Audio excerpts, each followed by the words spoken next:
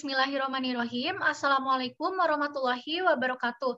Perkenalkan, saya Ruri Kemaragiri dari Fakultas Kedokteran Universitas Islam Bandung dengan judul penelitian hubungan pemberian MPASI dengan kejadian stunting pada anak usia 6-24 bulan di Posyandu Wilayah Kerja Puskesmas Cigalontang. Latar belakang penelitian, stunting merupakan kondisi balita dengan panjang atau tinggi badan tergolong rendah berdasar atas usianya. Prevalensi secara global mencapai 21,3%. Salah satu wilayah dengan prevalensi stunting tinggi yaitu Indonesia mencapai 30,8%.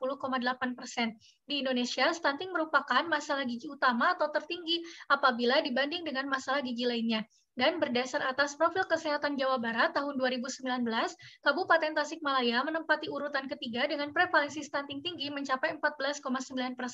Salah satu wilayah di Kabupaten Tasikmalaya dengan prevalensi stunting yang tinggi yaitu Cigalontang. Penyebab dari stunting dapat terjadi pada fase 1000 hari pertama kehidupan yang terdiri dari fase prenatal dan postnatal hingga usia 2 tahun. Fase ini disebut dengan fase krusial yang apabila asupan nutrisinya tidak adekuat bisa menyebabkan gangguan yang bersifat permanen, baik dari pertumbuhan fisik, perkembangan mental, maupun kecerdasannya. Sehingga intervensi yang dapat dilakukan diantaranya pada ibu hamil, pemberian PMT pada anak usia 0-6 bulan dengan inisiasi menyusui dini, dan pemberian ASI eksklusif pada anak usia 6-24 bulan meneruskan ASI dan pemberian MPASI. Stunting pada bayi dan balita dapat dipengaruhi oleh pemberian ASI dan juga MPASI. MPASI diberikan dalam rangka mencukupi kebutuhan gizi anak usia 6-24 bulan yang tidak bisa tercukupi apabila hanya diberikan ASI saja. Anak usia 6-24 bulan itu tidak bisa memilih makanannya sendiri dan hanya fasih menerima makanan yang disediakan oleh ibunya. Hal yang dianggap baik oleh ibu, maka akan dianggap baik pula untuk diberikan kepada anaknya. Sehingga pemberian MPASI oleh ibu dapat mempengaruhi kualitas dan kuantitas asupan MPASI anaknya. Oleh karena itu, saya mengambil penelitian tersebut. Metode penelitiannya, penelitian analitik observasional melalui pendekatan cross-seksional dengan pemilihan sampelnya menggunakan teknik consecutive sampling didapatkan 80 sampel yang terdiri dari anak usia 6-24 bulan dan ibu dari anak usia 6-24 bulan dengan stunting dan tidak stunting di Posyandu Wilayah Kerja Puskesmas Cigalontang.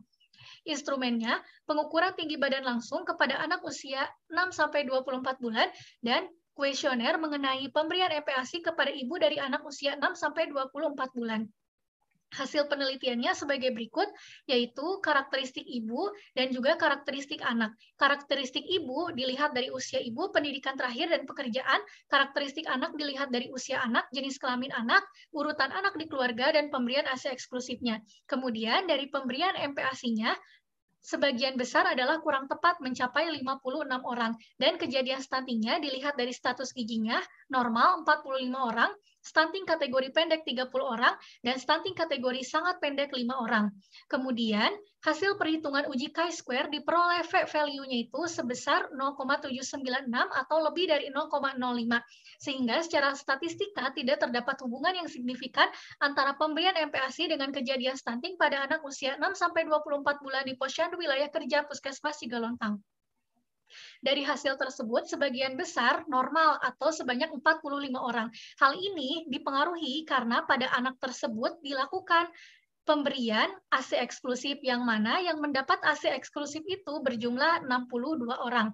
Sejalan dengan hasil penelitian Pangalila dan kawan-kawan yang menunjukkan bahwa terdapat hubungan riwayat pemberian ASI eksklusif dengan stunting pada anak usia 6-24 bulan di wilayah kerja Puskesmas Koya, Kabupaten Minahasa. Kemudian dari hasil penelitian juga masih terdapat anak yang stunting, yaitu pendek sebanyak 30 orang dan sangat pendek sebanyak 5 orang. Hasil ini sejalan dengan penelitian Sumartini, Erwina, dan kawan-kawan yang menunjukkan bahwa prevalensi stunting pada balita usia 12-24 bulan di wilayah kerja Puskesmas Singaparna, Kabupaten Tasikmalaya, mencapai 22,6%. Dari hasil penelitian juga didapatkan bahwa pemberian MPASI sebagian besar kurang tepat, yang mana dilihat dari waktu, frekuensi, porsi pemberian, serta jenis bahan dasar dan juga tekstur MPASI-nya. Hasil ini sejalan dengan penelitian yang dilakukan oleh Riliani yang menunjukkan bahwa pemberian MPASI yang tidak sesuai mencapai 56 responden. Hasil uji yang dilakukan memperlihatkan p-value-nya itu sebesar 0,796 atau lebih dari 0,05, yang berarti secara statistika tidak terdapat hubungan yang signifikan antara pemberian MPASI dengan kejadian stunting pada anak usia 6-24 bulan di Posyandu Wilayah Kerja Puskesmas Cigalontang, yang mana hasil ini berbeda dengan hasil penelitian yang dilakukan oleh Fitri dan Ernita. Simpulannya, pemberian MPASI oleh ibu pada anak usia 6-24 bulan di posyandu tersebut sebagian besar kurang tepat, dan kejadian stuntingnya sebanyak 38% kategori pendek dan 6% kategori sangat pendek, dan tidak terdapat hubungan antara pemberian MPASI dengan kejadian stunting pada anak usia 6-24 bulan di posyandu wilayah kerja Puskesmas Sigalontang. Alhamdulillahirrabbilalamin. Sekian yang dapat saya sampaikan. Terima kasih banyak. Wassalamualaikum warahmatullahi wabarakatuh.